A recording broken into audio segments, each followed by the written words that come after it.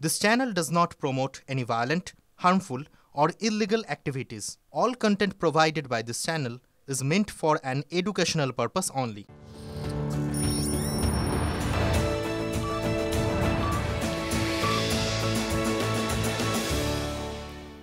বিকেল ৫টায় শুরু করছি পাঁচ কথা। আপনাদের সঙ্গে আমি মঞ্জিরা। পাঁচ কথা মানেই এখনো পর্যন্ত যা যা ঘটে গেছে তার মধ্যে থেকে ঝাড়াই বাছাই করে সেরা খবর নিয়ে আসি। আর শুরুতেই তাই মুর্শিদাবাদে নিয়ে যাব আপনাদের।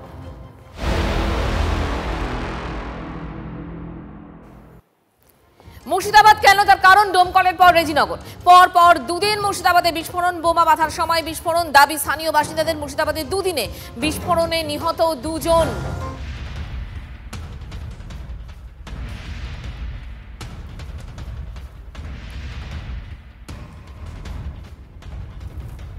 মুর্শিদাবাদের রেজিনগরে সেখানে বিস্ফোরণ কাণ্ডে নয়া মোড়। পরিবার যে আশঙ্কাটা করছিল সেই আশঙ্কাই সত্যি হলো। বিস্ফোরণে নিহত ওসমান বিশ্বাসের দেহ লোপাটের চেষ্টা। বিস্ফোরণ স্থল থেকে ৫ কিলোমিটার দূরে ভাগীরথী থেকে দেহ মিলল ওসমান বিশ্বাসের। তাহলে কি নদীতে ভাসিয়ে দেওয়ার চেষ্টা হয়েছিল মৃতদেহ? খুনের পর ওসমানের দেহ নদীতে ভাসিয়ে লোপাটের চেষ্টা দাবি করা হচ্ছে পুলিশ সূত্রেও। এই মুহূর্তে কি তথ্য আমরা পাচ্ছি, সর্বশেষ কি তথ্য পাওয়া যাচ্ছে? কৌশিক আমাদের সঙ্গে রয়েছেন। কৌশিক, কি কারণে যেখানে বিস্ফোরণ স্থল তার থেকে ৫ কিলোমিটার দূরে দেহ পাওয়া গেল, পেছনে কি কারণ এখনো পর্যন্ত সামনে আসছে? দেখো, যে জায়গা থেকে দেহ পাওয়া গেছে সেটা তোমাকে প্রথমে আগে দেখাই। ঠিক এই যে ভাগীরথীর পাড় রয়েছে, ঠিক এই পাড়েই কিন্তু পড়েছিল সেই দেহ। অর্থাৎ যে দেহ লোপাট করার পরিবারের পক্ষ থেকে অভিযোগ করা হচ্ছিল, সেই অভিযোগ কোথাও যেন সত্যি হলো। এবং যারা ডেকে নিয়ে এসেছিল যে ৩ জন, তাদের মধ্যে ২ জনকে পুলিশ গ্রেপ্তার করেছে ইতিমধ্যে। এবং তাদের জিজ্ঞাসাবাদে এই তথ্য উঠেছে যে তাকে মেরে এখানে ফেলে দেওয়া হয়েছিল। এবং যেটা তোমাকে জানিয়ে রাখি, পুলিশ যেটা দাবি করছে যে বোমা বাঁধার সময় তাদের মধ্যে কিন্তু ২ জনের, যারা ৩ এবং আরেকজন ৪ জন ছিল ওসমান, এবং তার ফলে তাদের মধ্যে একটা বোমা বাঁধার সময় বচসা হয় পুলিশের দাবি। এবং সেই সময় কিন্তু ওসমানকে মারা হয় এবং মেরে দেহ লোপাট করা হয়। তবে ঘটনাস্থলে কিন্তু বোমা বিস্ফোরণের ছাপ পাওয়া গেছে। তবে কিভাবে মৃত্যু এখনও কিন্তু সেটা স্পষ্ট হয় পুলিশ দাবি করলেও, কারণ সেখানে বোমা বিস্ফোরণের মতো ঘটনা সামনে এসেছে এবং রক্তাক্ত অবস্থায় সেই আশেপাশে এলাকায় কিন্তু রক্তের ছাপও পড়ে থাকতে দেখা গেছে। তবে এই ঘটনায় যে ৩ জন ডেকে নিয়ে এসেছিল তাদের মধ্যে ২ জনকে গ্রেপ্তার করেছে রেজিনগর থানার পুলিশ এবং তাদেরকে তারা আদালতে পাঠাবে। এবং এর পাশাপাশি যে ওসমান বিশ্বাস, তার দেহ ময়নাতদন্তের জন্য পাঠানো হয়েছে। কিভাবে মৃত্যু, আদৌ কি বোমা ফেটে মৃত্যু, না পুলিশ যেটা দাবি করছে যে তাকে অন্য কারণে মেরে ফেলা হয়েছিল বোমা বাঁধতে গিয়ে, যদি সেই কারণ হয় তাহলে ঘটনাস্থলে বোমা বিস্ফোরণের ছাপটা কোথা থেকে গেলে সেই প্রশ্নও কিন্তু উঠতে থাকবে। তুমি যেমনটা প্রথমে বলছিলে যে ডোমকলের পর আজকে গতকাল রাতেই কিন্তু এই রেজিনগরের ঘটনা। ডোমকলে একজন মহিলার মৃত্যুর মতো ঘটনা ঘটেছিল এবং তারপর এই রেজিনগরের যে ছেতিয়ানি ঘোষপাড়া এলাকায় সেখানে প্রচুর পরিমাণে কিন্তু এখনো বোমা উদ্ধার হয়েছে। ৯১ পিস সকেট বোমা উদ্ধার হয়েছে। তুমি বুঝতে পারছো যে এখানে কত সংখ্যক বোমা বাঁধার কাজ হয়েছিল এবং আরও বোমা বাঁধার কাজ চলছিল। সেই সময় ১২:৩০ নাগাদ এই বিস্ফোরণের মতো ঘটনা ঘটে এবং তারপরেই কিন্তু এই দেহ লোপাটের মতো ঘটনা হয়। এবং ঠিক তোমাকে আমি আরও একবার দেখাবো যে ঠিক এই ভাগীরথীর ঠিক এই পাড়েই কিন্তু যে আমরা যে এলাকায় রয়েছি সেই এলাকায় এখান থেকেই যে ভাগীরথীর পাড় রয়েছে, ক্যামেরা পার্সন সিদ্ধার্থ দেখাচ্ছে, এখান থেকেই সেই দেহ পাওয়া গেছে। দেহ কিন্তু জলে ভাসিয়ে দেওয়ার একটা প্ল্যান ছিল, কিন্তু রাতের অন্ধকারে বুঝতে না পাওয়ায় দেহ ফেলে পালিয়ে যায় এবং সেই চিহ্ন কিন্তু পুলিশ যখন তাদেরকে গ্রেপ্তার করে তাদেরকে জিজ্ঞাসাবাদে এখান থেকেই কিন্তু সেই দেহ উদ্ধার হয়। এবং দেহ লোপাট অর্থাৎ যে এই সমস্ত ক্ষেত্রে বেশিরভাগ ক্ষেত্রে বোমা বিস্ফোরণের মতো ঘটনায় তুমি যেমনটা দেখতে পাওয়া যায় যে বিস্ফোরণের কোনো মৃত্যু বা কিছু হলে তাকে সেই দেহ লোপাট করার একটা চেষ্টা করা হয় বা হয়তো কোনো কোনো সময় নজর রাখা। আপাতত ধন্যবাদ তোমাকে। দেহ উদ্ধারের আগে TV9 বাংলার কাছে আশঙ্কা প্রকাশ করে ঠিক কি বলেছিলেন নিহত ওসমানের পরিবার, যেটাই সত্যি হলো মনে করা হচ্ছে, শুনুন।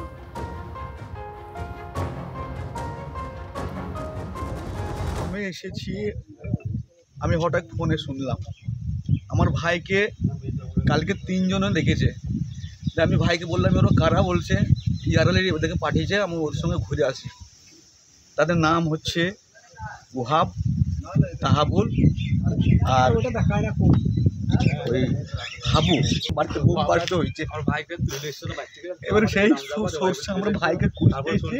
এখানে দেখছি রক্তপাত হয়েছে, রক্ত এবং বাড়িতে অনেক বোমের বোঝাই। আমার ভাইকে নিয়ে এসেছি, ওরা মারা মেরেছে। আমার ভাইকে চাই, আপনাদের কাছে অনুরোধ করছি, আমরা রেজিনগর থানা সকলকে এসপিকে জানাই যে আমার ভাইয়ের লাশ চাই। আমার মা বাপ কেউ নেই, আমার ভাই বললো আমি ঘুরে আসি, আজ আমার ভাইয়ের লাশ কোথায় গেছে আমরা পাচ্ছি না। আমার ভাই বলেছে আমাদেরকে, ভাই আমরা বোম বাঁধা ছেড়ে দিয়েছি, আর বোম বাঁধে মা মরে গেছে, মায়ের হাতে শপথ করে দেবো। উসমান তো কি হয়েছে? বাড়ি থেকে 3 জন ডেকে নিয়ে গেছে। কবে? 7:30 সন্ধ্যে দিয়ে দেখবি যাই নফরটা করে দিকে কিছু জানি না। 3 জনের ভিতর কে বোমা বাঁধা কাজে নিয়ে গেছে। আপনার স্বামী বোমা বাঁধতে জানি তো? জানি তো। জানি তো? কে ডেকে নিয়ে গেছেন? কাউকে চিনেন আপনি? ওয়াজ করিম। রেজিনগরে বোমা ফেটে মৃত্যুর অভিযোগ, বিতর্কিত মন্তব্য তৃণমূল বিধায়কের। ভোট এখনো অনেক দেরি, তাহলে কি জন্য বোমা বাঁধা হচ্ছিল, কার নির্দেশে বোমা বাঁধা হচ্ছিল, পিছনে বড় মাথা রয়েছে, দাবি রেজিনগরের তৃণমূল বিধায়ক রবিউল আলম চৌধুরীর। আমি চাইছি প্রশাসন তাদের বিরুদ্ধে কঠোর ব্যবস্থা নেই, কারণ ভোট এখনো অনেক দেরি। এখন কিসের জন্য বোমগুলা বেঁধেছে এবং কার ইন্ধনে বেঁধেছে এবং কে ওর নির্দেশ দিয়েছে সেটা ইমিডিয়েট পুলিশ তদন্ত করে বের করুক। এইরকম যদি প্রশাসনকে আমরা অনুরোধ রাখবো আপনারা সঠিক তদন্ত করে উপযুক্ত শাস্তির ব্যবস্থা করা হোক। তার লাশ কোথায় মুতি রেখেছে না বা কোথায় রেখেছে বা আরও কারা আহত হয়েছে, নিশ্চয় এর পেছনে একটা বড় চক্রান্ত আছে এবং বড় মাথা আছে। অবিলম্বে তাদেরকে এর তদন্ত করে তাদের বিরুদ্ধে যথাযথ ব্যবস্থা নেওয়া। মুর্শিদাবাদ কেন বলছেন এগিয়ে বাংলা? কি কথা? তৃণমূল সরকার থাকবে আর একটু বোমা টোমা তৈরি হবে না, এগুলো কীরকম কথা? আপনারাও তো অদ্ভুত অদ্ভুত প্রশ্ন করেন। সরকারটা তৃণমূলের, মুর্শিদাবাদে বোমা বাঁধা হবে না, নৈহাটির ওইখানে ধুম করে বোমা ফাটবে, সেই ইয়ের মতন পারমাণবিক ছত্রাকের মতন আমরা দেখতে পাবো যে ওইরকম সব হবে টবে না, এইসব হবে না। কি বলছেন? আর তার উপরে কত চাপ বলুন তো।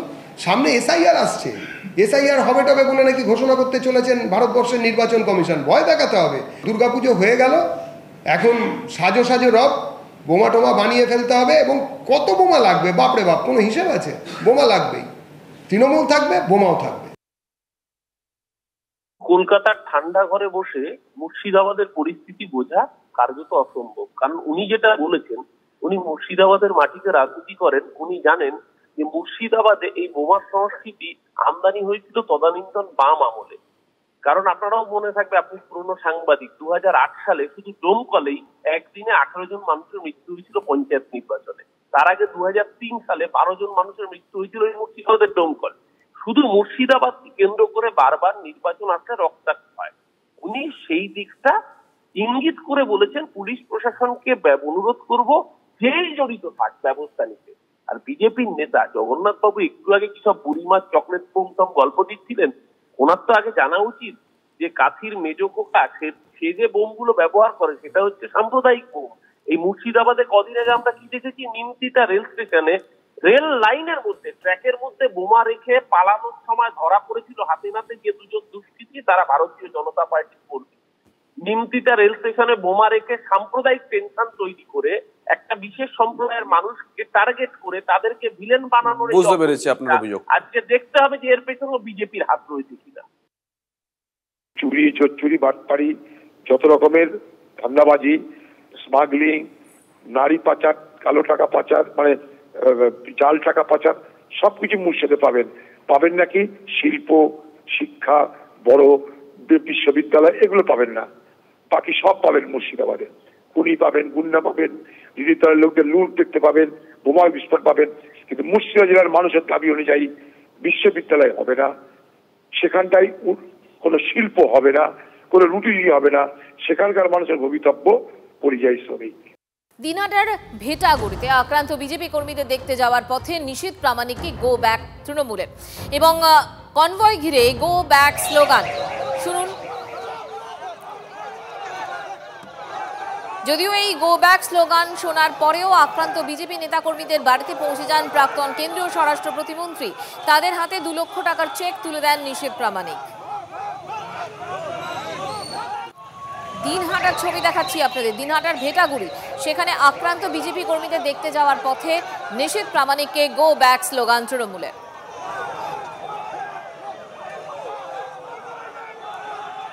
ক্লাব দখল নিয়ে জগদ্দলে তৃণমূলের দুই গোষ্ঠীর মধ্যে সংঘর্ষ। বাবাকে বাঁচাতে গিয়ে রেহাই পেলেন না অন্তঃসত্ত্বাও।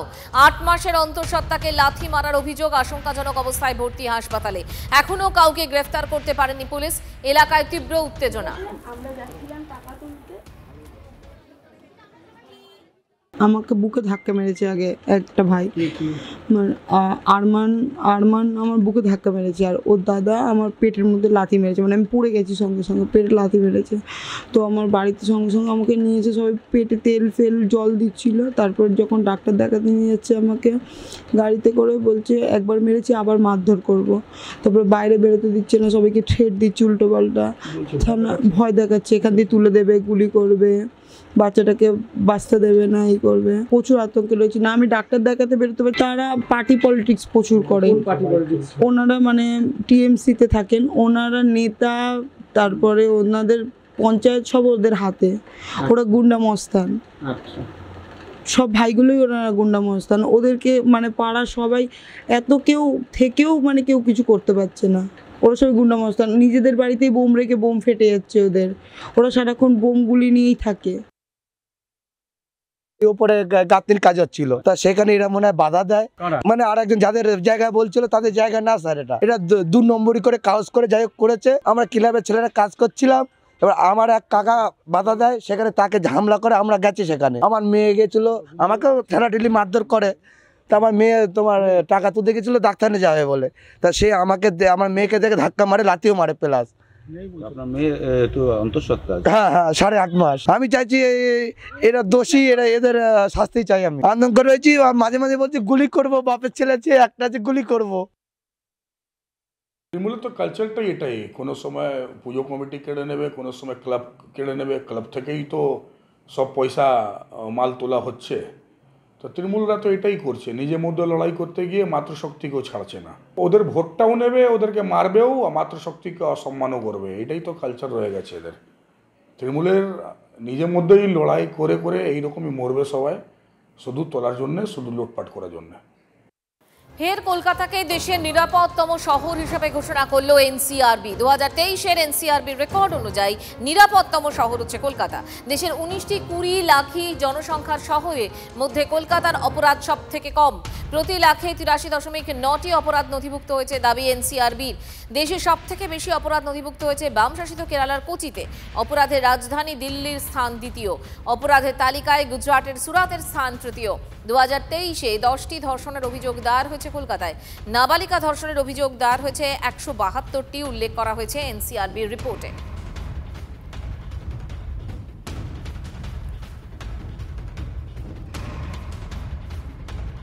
My hometown is in Kolkata, but I live in Noida. And मैं चेन्नई में भी रह चुकी हूँ और बॉम्बे में भी। तो बॉम्बे और कलकत्ता सेफ़ लगते हैं मुझे ज़्यादा। एक्चुअली मेरी डॉटर तो खुद पीजी कर रही है, मेडिकल स्टूडेंट है यहाँ पर। तो फिर भी मुझे नॉर्थ के कंपैरिजन में यहाँ मच सेफर लगता है। আমার সেরকম মনে হয় না। কেন মনে হয় না? তার কারণ আমরা সাম্প্রতিক যে ঘটনাগুলি দেখছি তাতেই আমার মনে হচ্ছে না। অবভিয়াসলি নিরাপদ। হ্যাঁ, কারণ কি মেয়েরা রাতেও বাইরে বেরোতে পারে, দিনেও তো বেরোচ্ছে ভালোই। আর আই ডোন্ট থিঙ্ক সো বাকি দিল্লির মতো যে গুন্ডাগার্দি আছে এখানে ওরকম নেই। ন্যাশনাল ক্রাইম রিপোর্ট ব্যুরোর তথ্য মানতে নারাজ তিলোত্তমার বাবা মা। ঘরে বসেই এনসিআরবির রিপোর্ট তৈরি করা হয়েছে। কাউকে খুশি করতে এই রিপোর্ট তৈরি হয়েছে। যে রাজ্যে এত মহিলা নির্যাতিত হচ্ছে সেখানেই কলকাতা কিভাবে নারী সুরক্ষায় এগিয়ে থাকে প্রশ্ন তিলোত্তমার বাবা মার। এরা ঘরে বসে রিপোর্ট তৈরি করে, এই জন্য এই ধরনের রিপোর্ট দিতে পারে। আজকে কলকাতায় একটা কর্মস্থলে যেখানে অসুরক্ষিত মানুষ মেয়েরা, সেখানে তার শিক্ষা প্রতিষ্ঠানে যেখানে অসুরক্ষিত, সেখানে কলকাতাকে সুরক্ষিত শহর বলে গেল। তার মানে কি ভারতবর্ষের অন্যান্য যে শহরগুলো আছে সেখানে এর থেকেও খারাপ অবস্থা তৈরি হয় মানুষের। 1 বছর ধরে যে কলকাতা শহরের উপর যে ঘটনাগুলো ঘটছে, বেশিরভাগ ঘটনা তো পুলিশের কাছে যায়, কমপ্লেনই যায় না। কারণ কমপ্লেন যাবে কি, পুলিশের কাছে কমপ্লেন দিতে গেলে যা ঝামেলা তৈরি হয় তার তো মানে সীমা নেই। এই হচ্ছে এরা আগে এক গটাপ করে নেয়, যারা ঘরে বসে রিপোর্ট তৈরি করে সেই রিপোর্টের কোনো সত্যতা নেই। দেশের নিরাপত্তম শহর কলকাতা এনসিআরবির রিপোর্টে টানা 4 বছর সেরার তকমা। বিজেপিকে খোঁচা দিয়ে সোশ্যাল মিডিয়ায় পোস্ট ফিরহাদ হাকিমের। মমতার নেতৃত্ব ও কলকাতা পুলিশের সক্রিয়তার ফসল, নাগরিকদের সহযোগিতাও সাফল্যের কারণ। বিজেপি পরিচালিত রাজ্য অনেক বড় বড় কথা বলে, কিন্তু কলকাতার মানুষের অভিজ্ঞতা অন্যরকম। সোশ্যাল মিডিয়ায় পোস্ট ফিরহাদের। দেশের মধ্যে অ্যাসিড হামলার শিকার রাজ্য, আপনি বলছেন, আবার একই সাথে কেন্দ্র শিরোপা দিচ্ছে, স্বীকৃতি দিচ্ছে। এনসিআরবি ন্যাশনাল ক্রাইম ব্যুরোর রিপোর্ট বলছে নিরাপত্তম শহর কলকাতা। এরপর যে রাজনৈতিক অতৃপ্ত প্রেতাত্মারা রোজ দুবেলা টুইট করেন, আজকে তাদের মুখে যখন রাজনৈতিকভাবে থাপ্পড় পড়ল, ওই এনসিআরবি রিপোর্টে নিরাপত্তম শহর যেরকম কলকাতা, তেমনি সবচেয়ে অসুরক্ষিত শহর হচ্ছে উত্তরপ্রদেশের রাজ্য, যে ডাবল ইঞ্জিনের সরকার, আর সবচেয়ে সুরক্ষিত মমতাদির বাংলা। আজকে এটা তো বাংলার মানুষের গর্ব যে মেয়েরা পশ্চিমবঙ্গে তথা কলকাতায় একেবারেই নিরাপদ নয়। কারণ আমরা যে পরিমাণ নালিশ, অভিযোগ এবং তদন্ত করে যেগুলো উঠে আসছে, তার মানে that is tip of iceberg. সম্পূর্ণ ঘটনার বোধহয় 15-20 ভাগের 1 ভাগও আমাদের মিডিয়া বা ঘটনার মধ্যে নথিবদ্ধ হয় না। থানা এফআইআর নেয় না, যদিও বা এফআইআর নেয় তার পার্শ্ব করে না, ওখানেই দুপক্ষ বসিয়ে মিটিয়ে দেওয়া হয়। থানারা নিজেরাই বিচার করেন এবং এইসব নানা ধরনের সালিসির মাধ্যমে বিচার হয়। বাংলার মেয়েরা একেবারেই নিরাপদ নয়। জল নিয়ে রাজ্য ডিভিসের সংঘাত কার্নিভালেও। প্লাবনের থিম করা পুজো কমিটি অংশ নিচ্ছে কার্নিভালে। বিষয়টি সামনে আসতেই হুগলির খানাকুলে তুঙ্গে বিতর্ক। ডিভিসের জলেই ভাসে খানাকুল। ডিভিসিকে সচেতন করতে এই উদ্যোগ, দাবি পুজো উদ্যোক্তার। ভুল বার্তা দেওয়া হচ্ছে মানুষকে, পাল্টা দাবি খানাকুলের বিজেপি বিধায়কের। পুজোর থিম এবছরে ডিভিসির জলে খানাকুলের আর্তনা। ডিভিসি জলেতেই খানাকুল প্লাবিত হয়ে যায় এবং খানাকুলের মানুষ ভেসে যায়। অন্নদাতারা তারা ফসল রোপণ করে, আবার ফসল যখন তোলার সময় তখনই ডিভিসি জল ছেড়ে দেয়, বন্যার জলে সব ভেসে যায়। আমাদের চিন্তা ভাবনা হচ্ছে ডিভিসিকে সচেতন করতে চাইছি যে ডিভিসি সংস্কারের প্রয়োজন আছে। সংস্কার করলে তাহলে হয়তো এই বন্যাটা, খানাকুলের মানুষ অন্তত মুক্তি পাবে বন্যার হাত থেকে। খানাকুলে তৃণমূলের নেতা, ঘোষপুরের তৃণমূলের নেতা হায়দার আলী একটা পুজো করেছে, সেখানে থিম হয়েছে ডিভিসি ছাড়া জলে বন্যা। আর সেটাকে মানে সরকারি স্ট্যাম্প লাগানোর জন্য এসেছেন ডিএম, এসডিও, উদ্বোধন করেছেন ভার্চুয়ালি মুখ্যমন্ত্রী মমতা ব্যানার্জি। ওনাদের তৃণমূল নেতাদের সন্তুষ্টকরণ করার জন্য ওনারা এসেছেন, মানুষকে ভুল বার্তা দিচ্ছেন। নির্লজ্জ সরকারের নির্লজ্জ আধিকারিক, এটাকে মানা যায় না কখনো, আমরা মানতে পারছি না। এটা নিয়ে আমরা পুজোর পরেই জোরালো আন্দোলনে নাম। পুজো কাটতে না কাটতেই বড় দুর্যোগ। বর্ধমান দুর্গাপুর শাখায় ইন্টারলকিং এর কাজ শুরু হবে আগামী 6 অক্টোবর থেকে 23 অক্টোবর। বাতিল একগুচ্ছ ট্রেন। একটানা 18 দিন ধরে চলবে কাজ। বাতিল করা হচ্ছে বহু দূরপাল্লার গাড়ি। একাধিক ট্রেনের গতিপথ ঘুরিয়ে দেওয়া হয়েছে। যাত্রীদের সমস্যায় পড়ার আশঙ্কা থাকছে।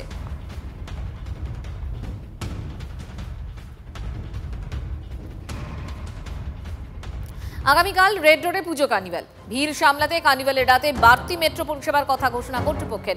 ব্লু ও গ্রিন লাইনে কাল বেশি রাত পর্যন্ত মেট্রো পাওয়া যাবে। দক্ষিণেশ্বর থেকে শহীদ ক্ষুদিরাম এবং সল্টলেক সেক্টর 5 থেকে শিয়ালদা, হাওড়া, ময়দান রুটে বাড়তি মেট্রো চালানো হবে। রোজকার সময় রাতের শেষ মেট্রোর পরও আপ ও ডাউনে মোট 6টি অতিরিক্ত মেট্রো পাওয়া যাবে। 20 মিনিট অন্তর সেই পরিষেবা মিলবে, তার সময়সূচিও ঘোষণা করা হয়েছে।